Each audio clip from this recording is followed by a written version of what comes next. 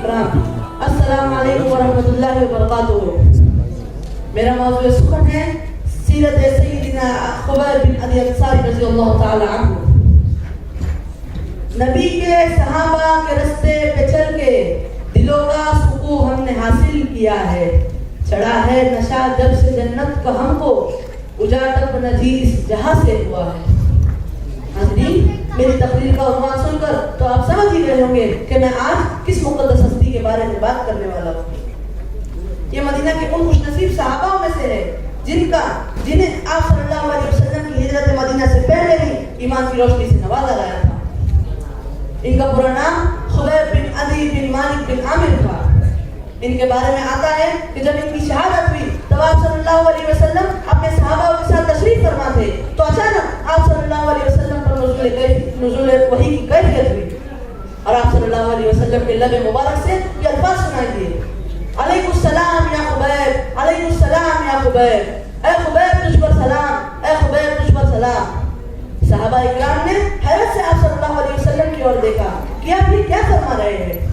آپ صلی اللہ علیہ وسلم نے صحابہ کی حیرت کو پہچان لیا اور ان سے مخاطب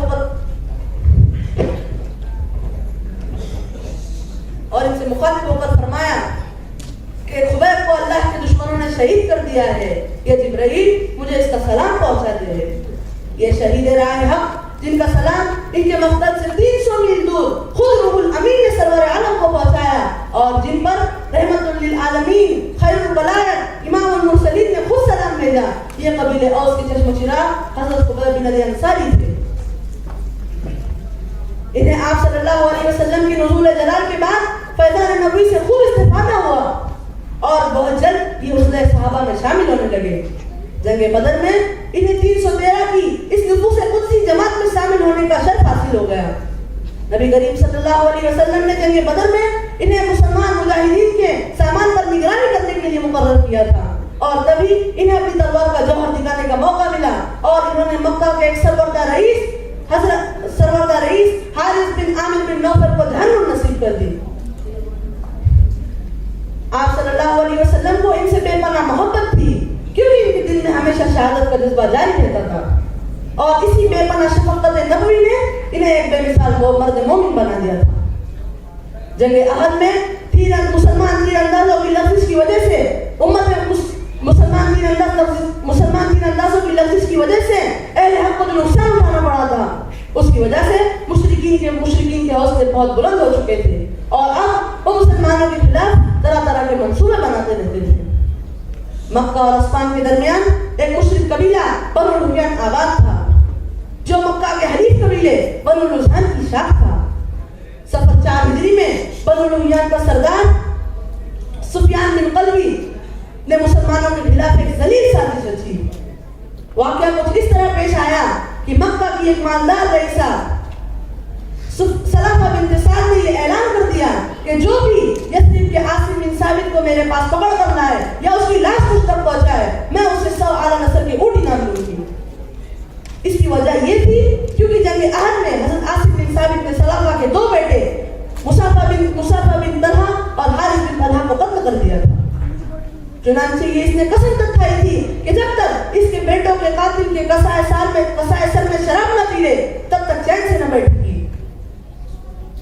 سفیان بن قلبی لحیانی نے چند اونٹوں کی لالچ میں اور کچھ مسلمانوں کو دکھ پہنچانے کے خیال سے اسیل اور قارہ کے چند نوجوانوں کو اکٹھا کیا اور ان سے کہا کہ تم لوگ مسلمان کا بھیس بدل کر مدینہ جاؤ اور وہاں پہ محمد سے درخواست کرو صلی اللہ علیہ وسلم کہ وہ ہمارے اہل قبائل اسلام قبول کرنے پر آمادہ ہے، بشرط یہ کہ آپ میں سے کچھ لوگ ہمیں آ کر اسلام سکھائے اور اگر محمد مان جائے صلی اللہ علیہ وسلم تو ان سے معلمین میں حضرت عاصم بن ثابت کو بھیجنے کی درخواست کرنا۔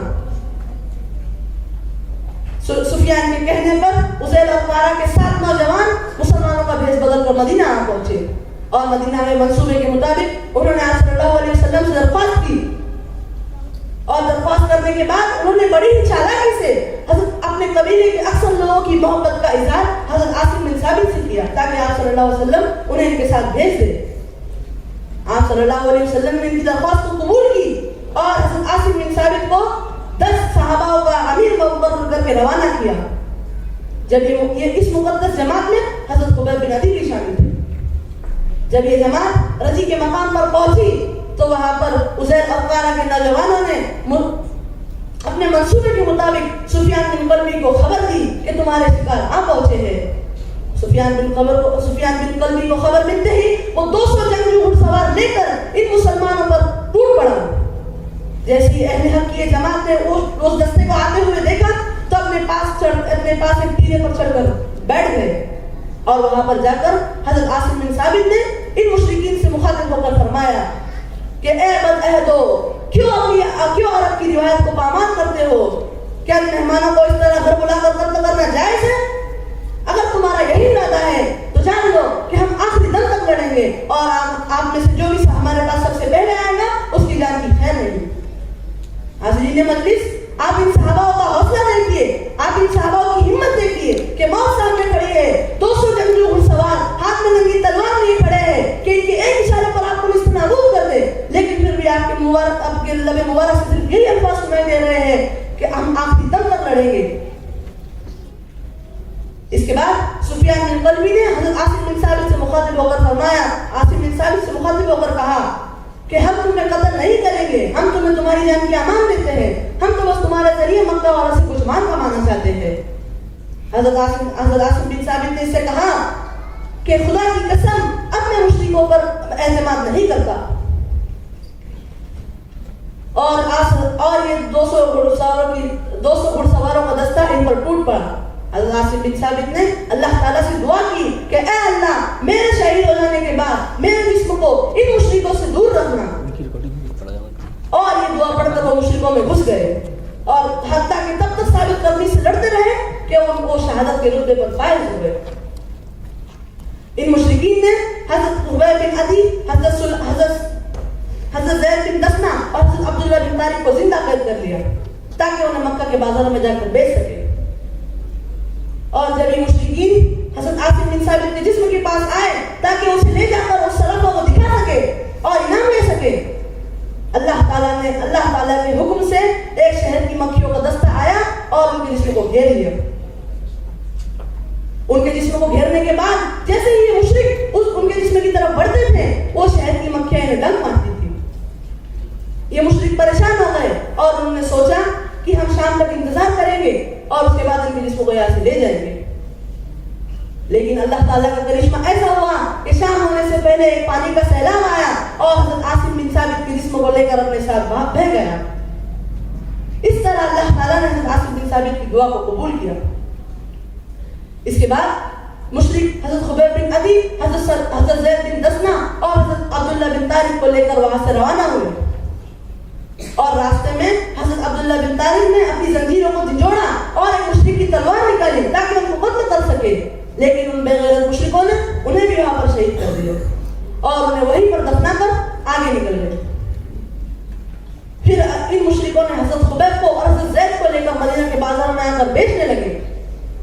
جب قریش کو یہ بات معلوم ہوئی کہ بنو لحیان تو محمد کے اصحاب کو لے کر بیچنے کے لیے آیا ہے تو بازار کی طرف دوڑے تاکہ دیکھ لے کہ قیدیوں میں سے کوئی ان کے عزیز کا قاتل تو نہیں ہے، اگر ہے تو اسے خرید کر اس سے بدلہ لے سکے. جیسے کہ میں نے عرض کیا کہ جنگ بدر میں حضرت خبیب بن عدی نے حارث بن عامر بن نوفل کو قتل کر دیا. تو جب حارث کے اہل و عیال نے حضرت خبیب کو دیکھا تو انہیں پہچان لیا اور انہیں 100 روپے کی عوض خرید لیا اور حضرت زید بن دسنہ کو صفوان بن امیہ نے 50 روپے کی عوض خرید لیا. سامعین اکرام، آپ غور کیجیے کہ مشرکین کفر کی حالت میں ہونے کے باوجود بھی اشعار حرم کا خیال رکھتے تھے. اشعار حرم یعنی 4 حرمت والے مہینے محرم، رجب، ذی القعدہ اور ذی الحجہ، ان 4 مہینوں میں مشرکین پورا انگریزی سے پرہیز کرتے تھے. اور جس مہینے میں حضرت خبیب بن عدی کو فروخت کیا گیا تھا وہ ذی القعدہ کا مہینہ تھا. اسی لیے مشرکوں نے انہیں ابھی شہید کرنا مناسب نہ سمجھا اور انہیں قید خانے میں ڈال دیا. مشرک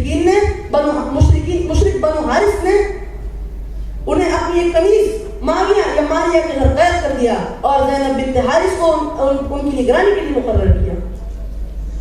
یہ ماریہ جو بعد میں اسلام قبول کر لیتی ہے، یہ اپنے قول میں فرماتی ہے کہ میں نے آج تک خبیب جیسا ایماندار اور سچا قیدی نہیں دیکھا.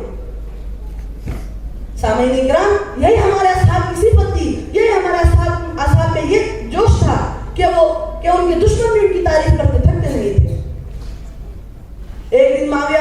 فرماتی ہے کہ وہ ایک دن حضرت خبیب کے حجرے میں تشریف لے جا رہی تھی تو اچانک اس نے دیکھا کہ حضرت خبیب کے ہاتھ میں ایک انگور کا دستہ ہے اور وہ اسے کھا رہے ہیں.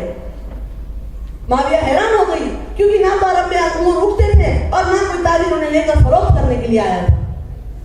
دراصل وہ رزق اللہ کی طرف سے بھیجا ہوا تھا, جنت کا رزق تھا جو اللہ نے ان کو بھیجا تھا. اس کے بعد معاویہ نے ان سے کہا کہ اگر آپ کو کوئی چیز کی ضرورت ہو تو مجھ سے کہہ دینا, میں اس کے انتظام کر دوں گی. حضرت خبیب نے کہا مجھے کوئی چیز کی حاجت تو نہیں, لیکن آپ سے 3 چیز چاہوں گا کہ مجھے ہمیشہ میٹھا پانی پلانا, اور یہ بتوں پر قربان ہوئی کوئی بھی چیز مجھے نہ کھلانا, اور جب یہ مشرکین مجھے قتل کرنے کا ارادہ کر لے تو مجھے پہلے اطلاع کر دینا. معاویہ نے یہ 3 شرائط کو قبول کیا. اس کے بعد حرمت والے مہینے گزر جانے کے بعد مشرکین ان کے قتل پر آمادہ ہوئے اور معاویہ نے انہیں خبر کر دی. سامعین اکرام, حضرت خبیب بن عدی کو 4 چوراہے میں زنجیروں میں جکڑے ہوئے قتل کیا جانے والا تھا, نہایت ہی دھوکہ و فریب سے کیا جانے والا تھا. جبکہ حضرت خبیب بن عدی کو جس کے قتل میں شہید کیا جا رہا تھا حارث بن عامر بن نوفل, اس کو حضرت خبیب نے جنگ کے میدان میں مرد مومن کی طرح سامنے سے قتل کیا تھا, نہ کہ کوئی دھوکے فروغ سے. لیکن آج ان کا قتل نہایت دھوکے فروغ سے ہونے جا رہا تھا. یہ فعل تو عرب کی روایتوں میں بھی نہیں تھا, لیکن مشرکین مسلمان کے خون میں اتنے اندھے ہو چکے تھے کہ انہیں کوئی چیز نظر نہیں آ رہی تھی. مشرکین نے یہ طے کیا کہ انہیں سولی پر لٹکا کر ان کو نیزوں سے چیر دیا جائے گا, اس طرح انہیں شہید کیا جائے گا. اور اس منصوبے کے مطابق انہوں نے تمیم کے مقام پر سولی گاڑی اور باقاعدہ پورے مکہ میں اعلان کروا دیا کہ سب لوگ خبیب کی موت کا تماشا دیکھنے کے لیے آ جانا. جس دن حضرت خبیب کو شہید کیا جانے والا تھا, پورا مکہ, پورا قریش ڈھول پیٹتے ہوئے آ رہا تھا, جھنڈے لہراتے ہوئے آ رہا تھا تاکہ حضرت خبیب کی موت کا تماشا دیکھ سکے. یوں معلوم ہو رہا تھا کہ کوئی میلہ لگا ہے. جب حضرت خبیب کو سولی پر لٹکایا جا رہا تھا تو ان سے مشرکین نے کہا کہ اگر آپ کی کوئی آخری خواہش ہو تو ہمیں بتائیے. حضرت خبیب نے کہا میری تو کوئی خواہش نہیں, لیکن بس آپ سے اتنا چاہتا ہوں کہ مجھے 2 رکعت نماز پڑھنے کی مہلت دی جائے. حاضرین مجلس, آپ اگر تاریخ اسلام میں جھانک کر دیکھیں تو جتنے بھی مجاہدین کو سولی پر چڑھایا گیا, جتنے بھی مجاہدین کو شہید کیا گیا, انہوں نے اپنے آخری خواہش میں 2 رکعت نماز پڑھنا ہی مناسب سمجھا. آپ چاہے تو سید قطب کو دیکھ لے, آپ چاہے تو عمر مختار کو دیکھ لے, آپ چاہے تو کسی بھی مجاہدین کی تاریخ اٹھا کر پڑھ لے, ہر مجاہد نے اپنے شہید ہونے سے پہلے 2 رکعت نماز پڑھنا مناسب سمجھا. اس سنت کی شروعات حضرت خبیب بن عدی نے کی تھی. اس کے بعد جب انہیں سولی پر لٹکایا جا رہا تھا تو ابو سفیان ان کے سامنے آ کر کھڑے ہوا. اور بلند آواز سے ان سے سوال کرنے لگا کہ اے خبیب, کیا تو یہ گوارا نہیں کرتا کہ تیری جگہ محمد قتل ہو جائے صلی اللہ علیہ وسلم اور تو اپنے گھر میں آرام سے بیٹھا رہے. حضرت خبیب نے جو جواب دیا, حضرت خبیب نے کہا کہ میں تو یہ تک گوارا نہیں کرتا کہ میری آپ صلی اللہ علیہ وسلم کو ایک پیر میں کانٹا چھوٹ جائے اور میں اپنے گھر میں آرام سے بیٹھا رہوں. سامعین اکرام, آج ہمیں ان سے یہ بات سیکھنے کی ضرورت ہے. آج اگر ہم اپنی نظر مغرب سے مشرق تک دوڑا لیں تو ہر جگہ, ہر دیش میں, ہر وطن میں آپ صلی اللہ علیہ وسلم کی عزت کے اوپر کیچڑ اچھالا جا رہا ہے. آپ صلی اللہ علیہ وسلم کے نام پر الزام لگائے جا رہے ہیں, لیکن ہمارے مسلمان سوائے دعا کرنے کے اور کچھ نہیں کرتے. اس کے بعد حضرت خبیب کو بے انتہا دردناک طریقے سے سولی پر چڑھایا گیا اور ان کے پورے جسم کو نیزوں سے چیر دیا گیا. ان کے جسم کو نیزوں سے چیرنے کے بعد جب ان کا چہرہ کعبے کی طرف پلٹا تو یہ مشرکین نے وہ گوارا نہیں کیا کہ اس کا مرنے کے بعد چہرہ کعبے کی طرف رہے, انہوں نے وہ چہرہ بھی پھیر دیا. تب اللہ تعالیٰ نے قرآن میں آیات اتاری کہ تم جہاں چہرہ پھیرو گے اللہ کو وہی پاؤ گے. حضرین, آج ہمیں چاہیے کہ ہمارے اہل و عیال کی تربیت اسی طرح کرے جس طرح حضرت خبیب بن عدی کی ہوئی تھی, تاکہ جب اسلام پر مرنے کی بات آئے, اسلام کے لیے کٹنے کی بات آئے, اسلام کے لیے جان گنوانے کی بات آئے, ہم میں سے ایک بھی شخص پیچھے نہ ہٹے اور خوشی خوشی اپنی جان اللہ کی راہ میں دے دے. اللہ تعالیٰ سے دعا ہے کہ اللہ تعالیٰ ہمارے درمیان بھی ویسے روشن ستارے پیدا فرمائے جنہوں نے تعلیم کے اسلام میں سنہرا پنہ چھوڑ دیا. آمین آمین. اللہ اکبر. الحمدللہ رب العالمین. بہت اچھا.